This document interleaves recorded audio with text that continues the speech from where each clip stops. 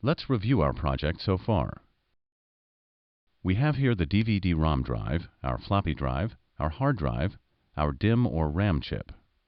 Here are the cards: the AGP or video card, the network card or modem card, and the sound card.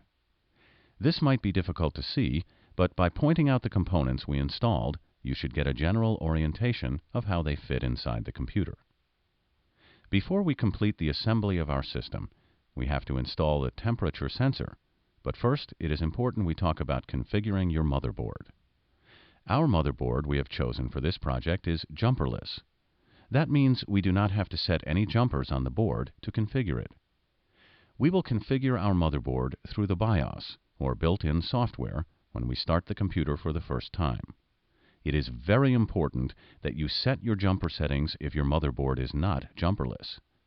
If you do not have a jumperless motherboard, now is the time you should consult your manual and follow the directions for configuring it.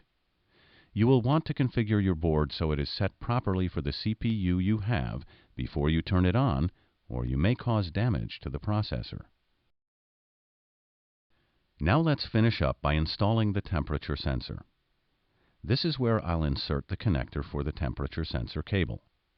If your type of motherboard provides this external measurement, consult its manual to find the right installation advice, but it will be very similar to the installation steps I'll show you now.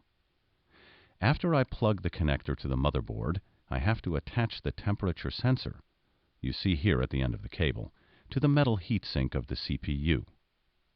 The metal heatsink structure conducts heat away from the CPU and distributes it into a large finned area where the fan provides active cooling. I'll attach the temperature sensor to the heatsink very close to the CPU. The sensor measures the temperature and tells the system when the CPU gets too hot so that the system can control the cooling.